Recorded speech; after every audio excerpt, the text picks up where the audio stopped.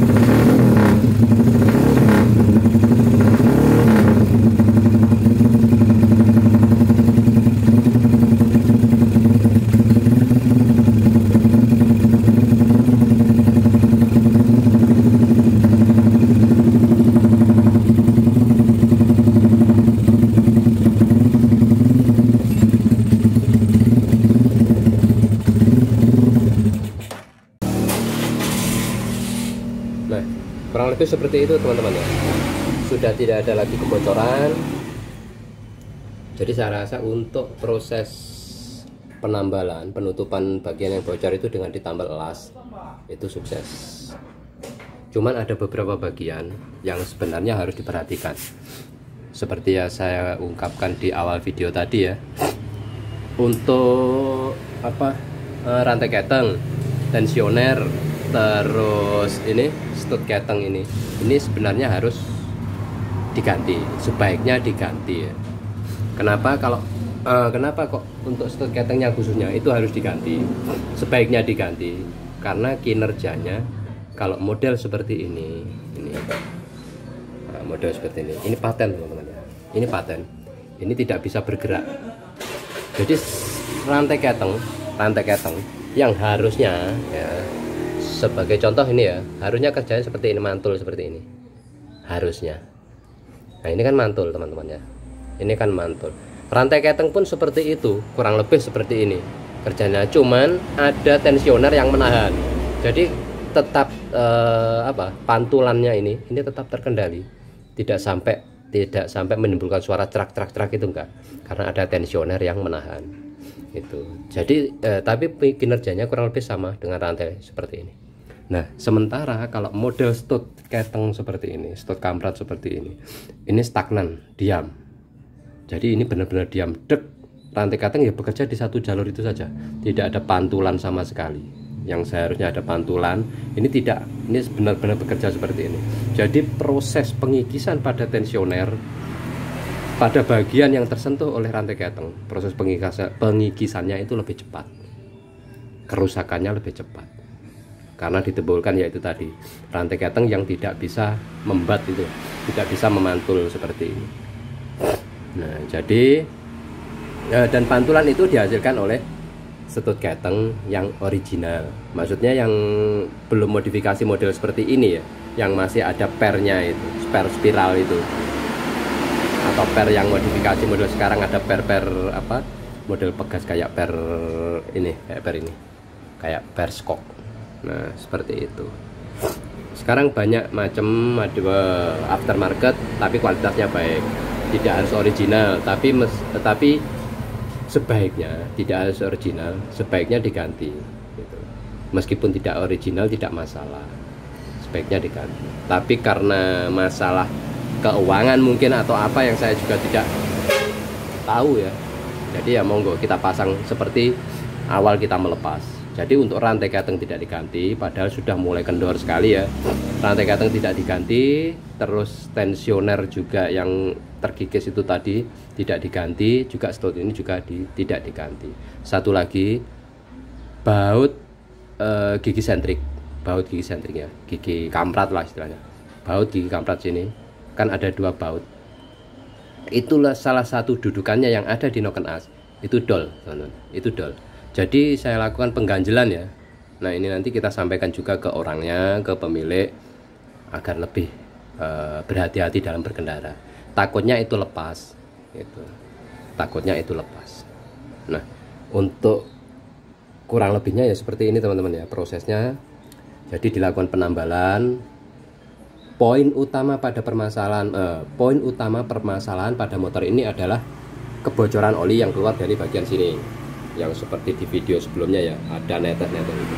Nah ini sudah terselesaikan dengan melakukan penambalan las.